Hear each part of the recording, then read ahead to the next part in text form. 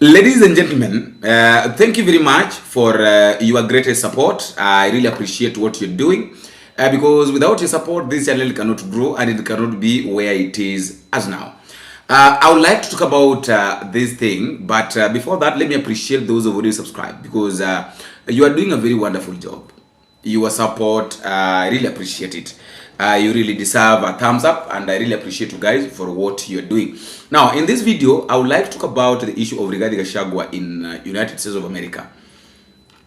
Several occasions, we've seen regarding Gashagua being escorted.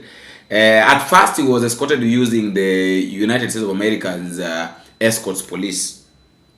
But now, things turned.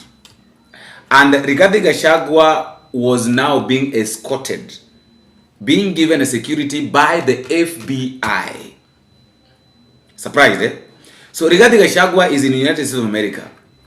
And Gachagua is given security guard, is being protected by the FBI.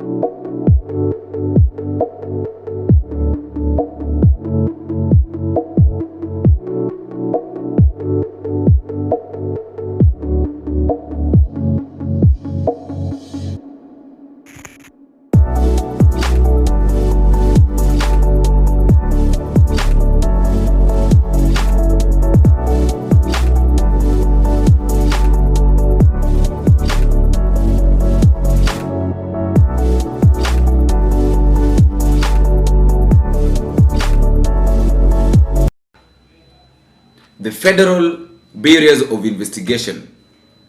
That is the team that is protecting Rigathi Gachagua in America.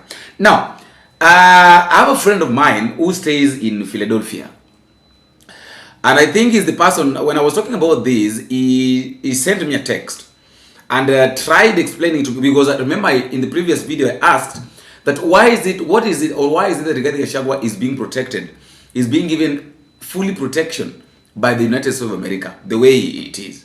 Because it is not normal. In as much as maybe Rigathi Gachagua is a former deputy president and needs to be protected, but this one was not normal. And in fact, Gachagua is very much comfortable in the United States of America. I don't know whether you've realized that he's very much comfortable under pressure. Security ipo. So this is what this guy told me. Let me just read it for you. This guy told me this, that the black motorcades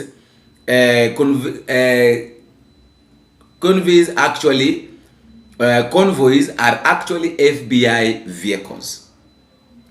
I live in Philadelphia.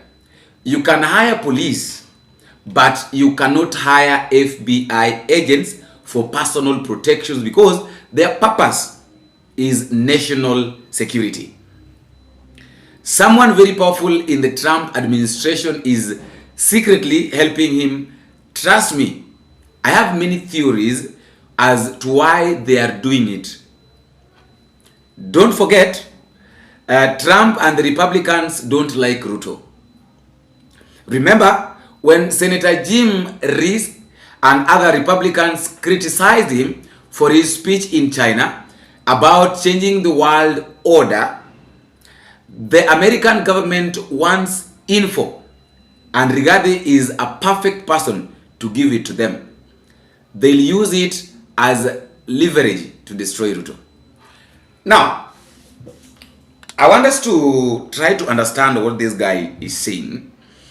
I want us to understand this message. This guy is saying something very, very much important here. That Trump is a Republican. Is a Republican, and Republicans don't like Ruto. That is a fact. Republicans don't like Ruto because of what he says, because of the kind of the way he behaves. Okay, I want to ask you a question. When was the last time you heard William Ruto talking about America? Just immediately after Trump took over. So he knows very well that Trump cannot condone his nonsense. The guys continue by saying, there's a time that Republicans, some people like Jim Reese, criticized William Ruto for his speech, the speech that he made in China. Now, the reasons why these guys are protecting Rigathi Gachagua the way they are, and let us not lie, these guys are going to give Rigathi Gachagua a lot of support that he needs. They are going to give him a lot of support that he needs. It doesn't matter what is going to take, but as long as Rigathi Gachagua is giving them the information they want or they need from about William Samoei Ruto, they're going to give him the protection. That is why our guy is so much comfortable, because he knows very well that at the end of the day, he has very strong people behind him. So anaweza kafanya kitu anataka, anaweza kazungumza jinsi ambavyo anataka, na hakuna pale ambapo mtampeleka. Hamna.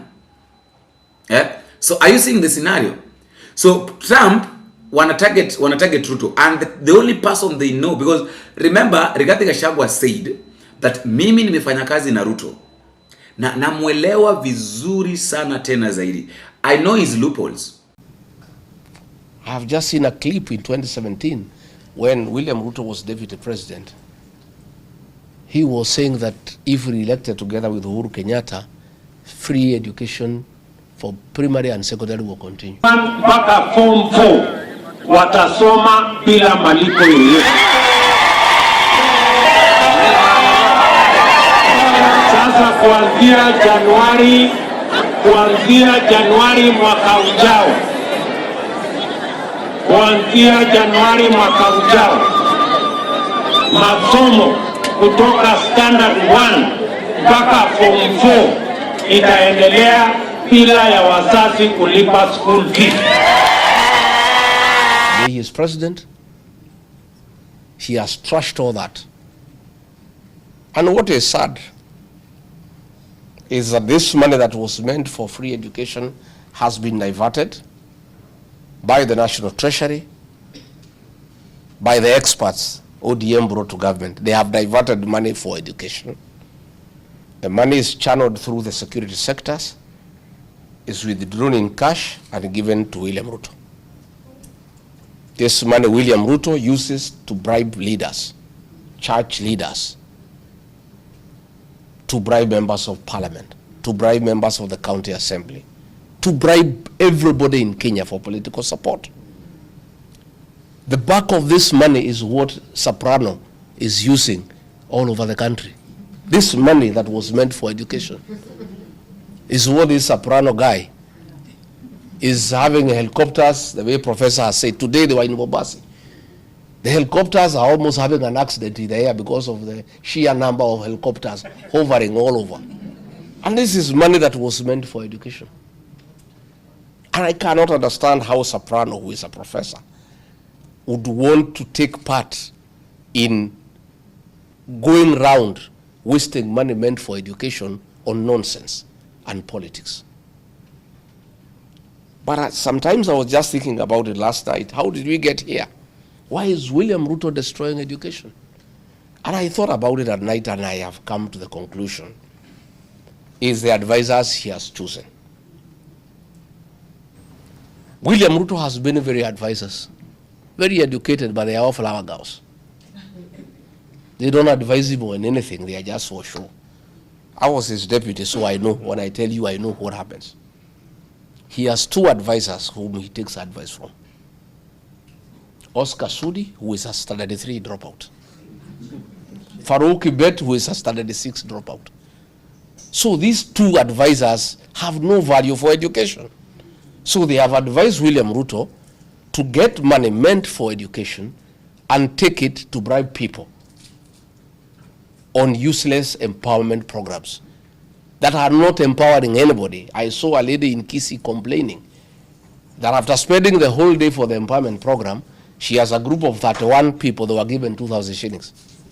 All this money is stolen by Soprano and the members of parliament. And this is the money that was meant for education. I know when he's lying, I know when he's saying the truth, and I know when he's not. I know all his tactics. So after revealing that he knows all William Ruto's tactics, and an enemy, remember, an enemy of my enemy is not my enemy.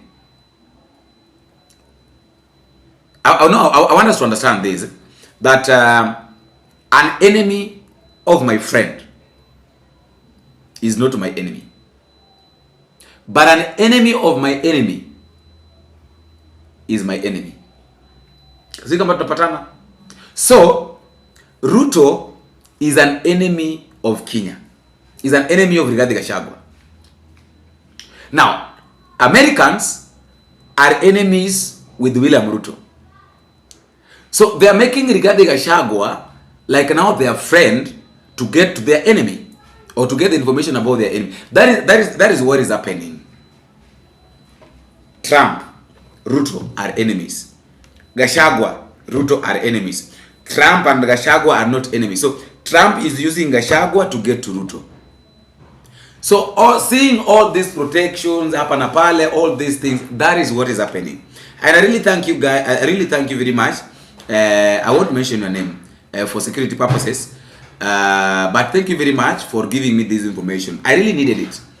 And that is why I asked that for those who are living in United States of America, can you kindly try to tell me what is happening? Because you know you guys are there, you see what is happening. Some of you are even recording this. Some of you are watching these things live happening. So that is why sometimes it's very much important. That is why I normally ask you that tell me what you think, where you are, how is the situation, or what do you understand by this? And maybe if there is something that maybe I've left behind or I've left uncaptured, you can as well tell me in the comment section. I'll still find a way of maneuvering and talking about it so that everybody will understand. Or maybe you can just send me the way this guy sent me via WhatsApp, so that at least we can see what to do, what we say. We can also know what is happening in the United States of America concerning regarding Gashagua's visit to America. After all, guys, that is just my thought, and that is all I have for now. Let me know what you think in the comment section, but don't forget to drop me a comment and tell me what you think and where exactly you're watching this video from. Until we meet again, I have been your host, Boniface. Bingo.